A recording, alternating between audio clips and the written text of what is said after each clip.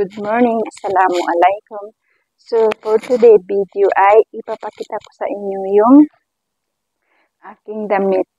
So, nakita niyo na ito dati, pero, nung binili ko siya, pero unstitched pa siya noon. So, ngayon ay dumating na kasi pinatahi sa akin ng kapatid ng aking biyanan. So, nung pumunta kami dun sa kanila ay binigay namin siya.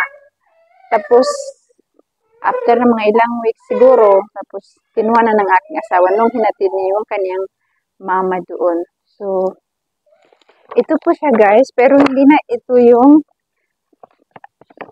niya. Binili ko yun sa Baris, pero hindi na ito yung paper bag niya. So, ibang paper bag na yung pinadala. So, ito po siya guys.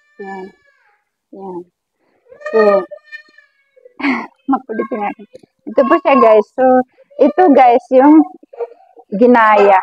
Ito. Hindi ko na ipakita sa inyo. Nakita nyo na yung ilang beses ko na sinuot. So, ito guys. Yan guys. Yan. Tapos, nakita nyo yan yung niya guys. Sa dito niya. So, ito naman, long dress siya guys. Ito yung sa baba. Pero, maliit yung niya. Maliit yung dito niya.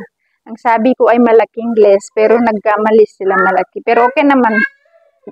Okay naman kasi maganda naman yung linagay. So, ayan po siya guys. Dress siya. Yan, mahaba. Yan. Binili ko to sa Baris. So, ito yung kanyang pajama or serwal.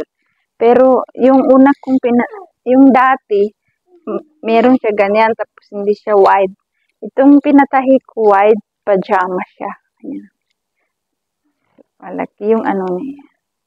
Ganda yung pagkatahi niya, guys. Yan, pulidong-pulido yung tahi niya. Tsaka, yun, may mga ganyan pa siya guys. Linagay. Yan. Maganda talaga yung pagkatahi nila dito. So, kaya sabi ng aking biyanan, doon ko daw ipatahi kasi doon yung mas mura. Maraming nagtatahi dito, pero mahal yung tahi nila. So, doon namin dinala sa kapatid niya. Tapos, may kapitbahay sila. So, yun. Doon yung nagtahi.